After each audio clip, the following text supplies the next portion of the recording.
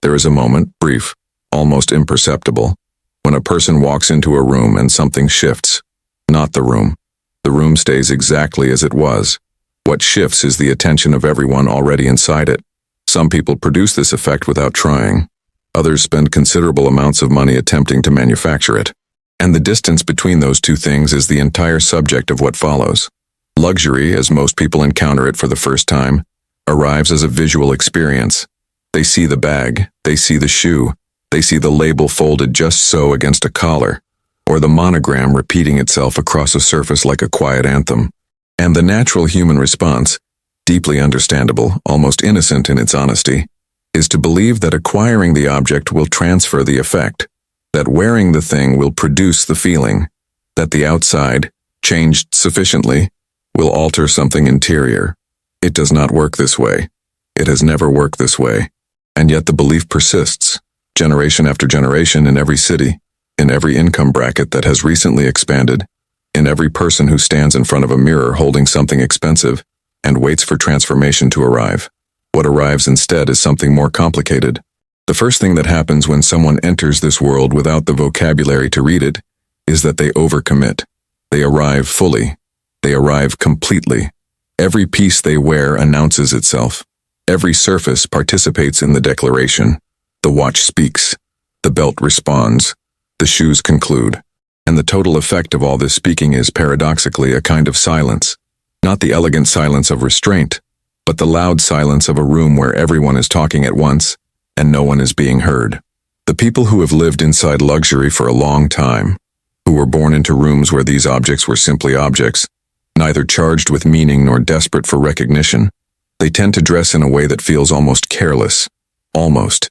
One piece that costs more than most people's monthly expenses, worn alongside something old, something unremarkable, something that does not ask for attention at all. The contrast is not accidental. It is not a strategy either, not exactly. It is simply the behavior of someone who has nothing to prove, and whose relationship with clothing reflects that interior condition outward without effort. This is the first and most revealing thing about how new wealth and aspiration dress differently from old ease.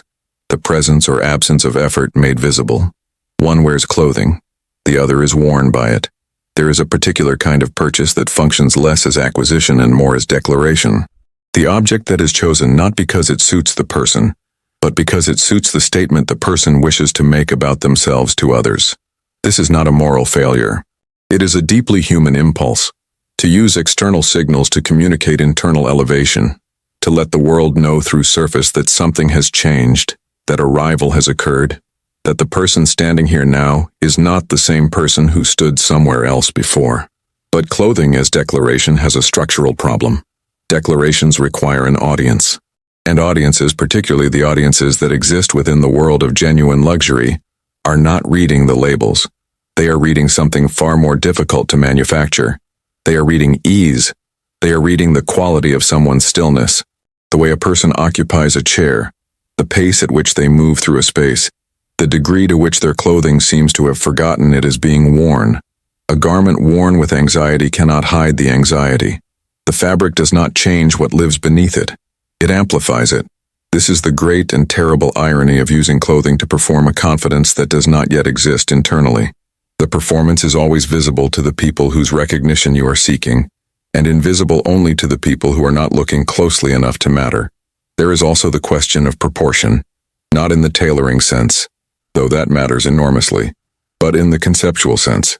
The proportion of signal to silence, the ratio of what is said to what is withheld. Most people, when they begin, say everything. They have just discovered a language and they want to use every word they know in every sentence. This is understandable. New languages are exciting. The words feel powerful in the mouth, but fluency is not demonstrated by volume.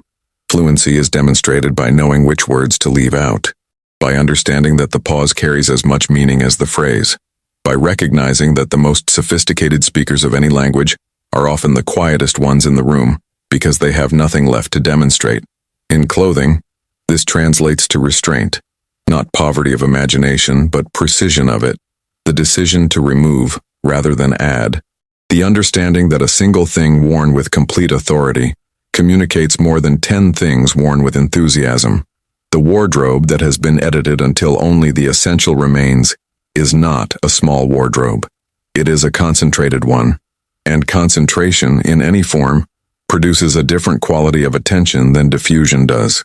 Walk through any city and you will see this playing out in real time. You will see the person in the logomania, the surface covered entirely in the house's insignia, every square inch of fabric participating in the announcement. And then, somewhere nearby, you will see someone wearing almost nothing recognizable, almost nothing that signals affiliation with any house at all, and yet drawing a different quality of attention, a slower attention, the kind that makes people look twice, not because something was bright or loud, but because something was precise. The logomania is not wrong. Let that be clear. It exists for reasons.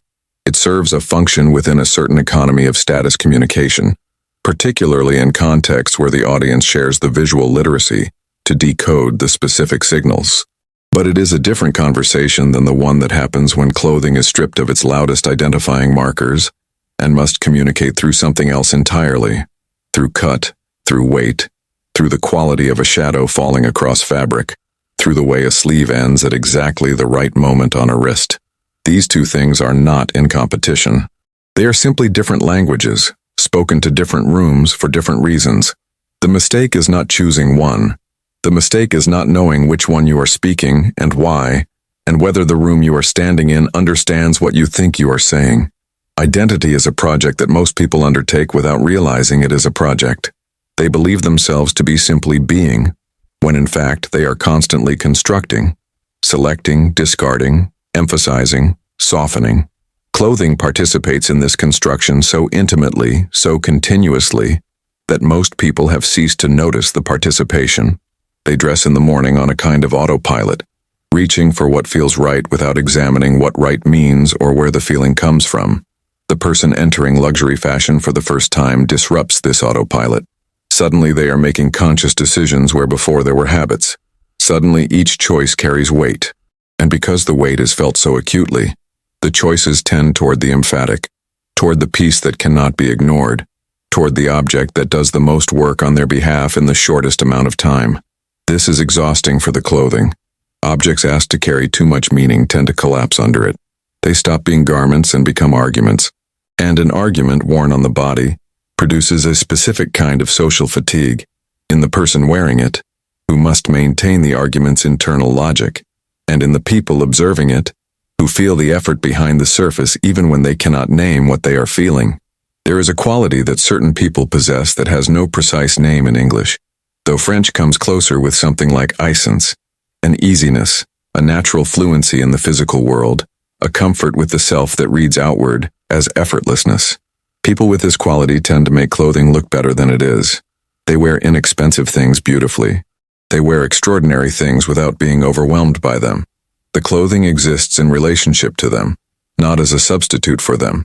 People without this quality, and most people are without it, at least initially in certain contexts, tend to disappear inside expensive things. The garment becomes larger than the person. The object outweighs the wearer. And this produces the strange visual experience of someone wearing something remarkable while somehow being less remarkable than what they are wearing. The hierarchy has inverted. The person has become the accessory to the accessory. This is not a judgment. It is an observation about a process. Aisance can be developed. It develops through time, through repetition, through the slow accumulation of comfort in one's own body and in one's own choices. It develops, most reliably, through a period of not trying, through wearing things simply because they suit you, because they feel correct, because something in them resonates with something in you, without reference to what anyone else might think about the choice. The paradox is that the people who stop seeking approval through clothing are often the ones who receive the most unsolicited admiration for it. There is something worth observing about the relationship between knowledge and confidence in this world. People who know a great deal about the history of a house, about the construction of a garment, about the lineage of a particular silhouette, this knowledge sometimes makes them more tentative rather than less. They become aware of how much there is to know. They feel the weight of context around each object, and this weight can paralyze choice. They want to be correct, and wanting to be correct produces a particular kind of visible caution. Then there are people who know almost nothing and wear things with complete conviction. because they have no idea they should be tentative. Their ignorance reads, from a distance, as ease. Their confidence is borrowed from not knowing the rules well enough to be intimidated by them. Neither of these is the destination. The destination, arrived at rarely, and only through the passage of real time, is knowing enough to understand why the rules exist and choosing consciously which ones to honor and which ones to quietly set aside. That is fluency. Not the performance of it and not the innocent accident of it, but the actual condition of someone who has integrated enough knowledge that the knowledge no longer requires display. Most of what luxury sells at the level of its deepest function is not an object. Objects are the mechanism of delivery. What is actually being sold, what people are actually purchasing when they stand at a counter and exchange a significant portion of their material resources for a thing made of leather or wool or silk, is a feeling about themselves, a sense of having crossed a threshold, a relationship with a particular version of their own identity. There is nothing false about this. Human beings have always used objects to mark transitions, to signal belonging, to communicate elevation or membership or transformation. This is ancient behavior. It precedes capitalism by millennia. The mistake is not in the purchasing. The mistake is in the believing that the object alone completes the transition. The threshold that people think they are crossing when they acquire something from a house with sufficient heritage and price point, that threshold is not located at the counter. It is located somewhere inside them, in a place that purchases cannot reach directly. The object can point toward the threshold. It can stand near it. In certain conditions, it can even make the threshold more visible. But the crossing is always done internally, always done alone, always done by a self that has to become something first before the object can reflect it back accurately. The people who understand this tend to carry their clothing differently. There is no urgency in them, no need for the piece to work on their behalf. They wear it the way you carry something you own completely, loosely, without the particular tension of someone holding something they are afraid of losing. Watch how people enter spaces, not what they wear, how they enter, the pace, the quality of their arrival, whether they pause at the threshold or move through it, where they look when they first come in, whether they look at all. A person who enters a space looking for validation, measuring the room's response before they have fully arrived, produces a particular kind of energy that is felt before it is seen. The clothing they are wearing, regardless of its quality or cost, participates in this looking. It seems to be asking something, waiting for an answer. And rooms, particularly the rooms that exist within the world of genuine luxury, the ateliers, the private appointments, the quiet restaurants where certain things are silently understood. These rooms respond to that asking with a particular kind of disinterest that is more brutal than any explicit rejection.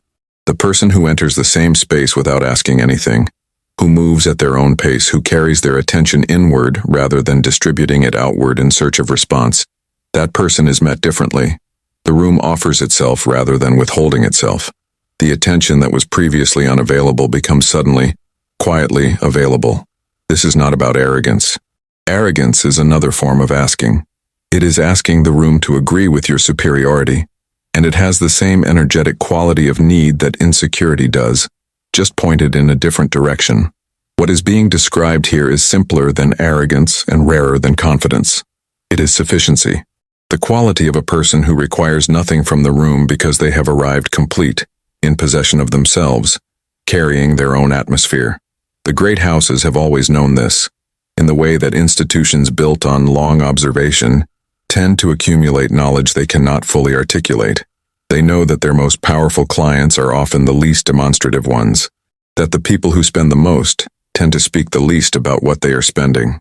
That true luxury at its apex becomes almost invisible, not because it is modest, but because it no longer needs to announce itself to people who already understand.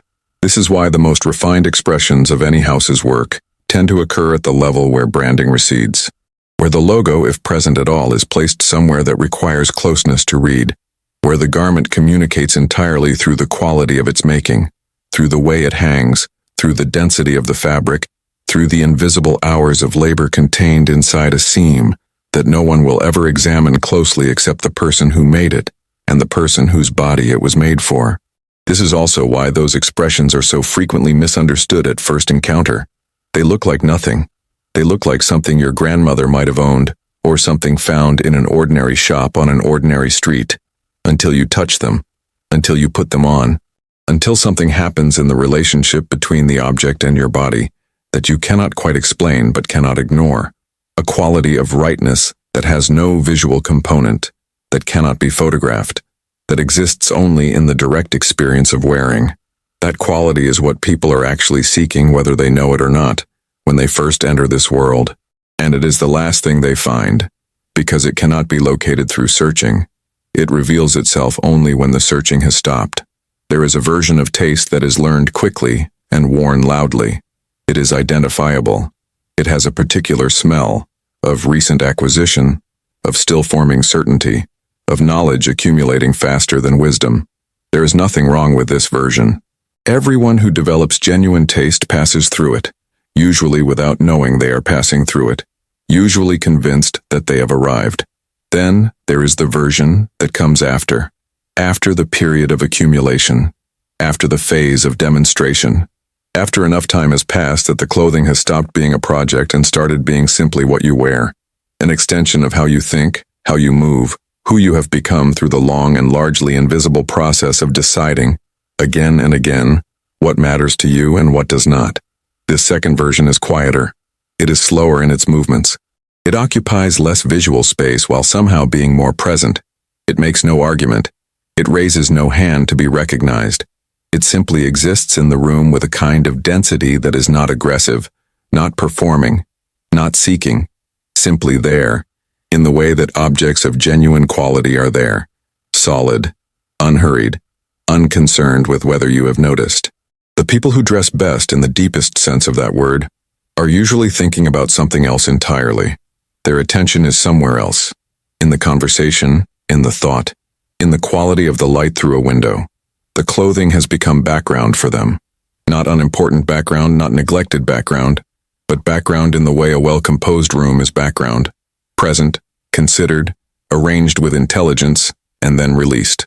Allowed to simply be while the foreground, which is the person living inside it, does what living requires. This is the condition that cannot be purchased directly, that cannot be arrived at through research or acquisition alone, that cannot be manufactured from the outside in. It comes from the inside settling, from a person becoming sufficiently comfortable with who they are that they stop requiring their clothing to carry the proof of it. When you see someone like this, and you will recognize them when you do, though perhaps you will not immediately know what you are recognizing, they tend to produce a particular effect, a kind of calm, a quality of presence that is not loud, not dramatic, not staged, but deeply felt. The room adjusts to them slightly. The available attention redistributes itself without anyone deciding to redistribute it. They are usually wearing something simple, often something you cannot immediately identify, often something that, if you tried to describe it afterward, you would find you remembered the person far more clearly than you remembered what they had on. This is where the pursuit, if followed with sufficient patience and honesty, eventually leads. Not to a wardrobe, not to a collection of objects that communicate the right things to the right people, not to a mastery of the codes by which a certain world recognizes itself and its members. It leads to something quieter than all of that. It leads to a person who dresses in the morning without thinking very hard about it, because the thinking has already been done, not in a single moment of decision, but across years of small choices, each one a calibration, each one a step in a direction that gradually became clear. That person is not arrived. There is no arrival. Not exactly.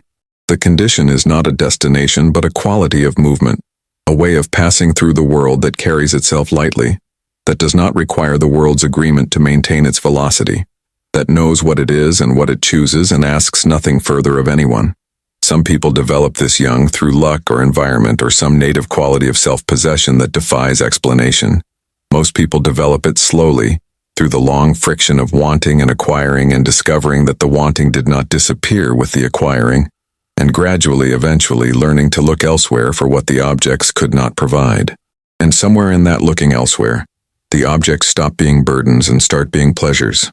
Simple, unconflicted, undemanding pleasures. The coat that fits. The shoe that holds its shape after years of walking. The fabric that softens with age rather than degrading. The things that ask nothing of you except to be worn. There is something in this in the image of a person who has arrived at that simplicity that seems like it should be the beginning of the story rather than the end, like someone who, after all the searching, finds themselves back in a room very much like the first room, except that they know now what they are looking at, and they need now far less of it.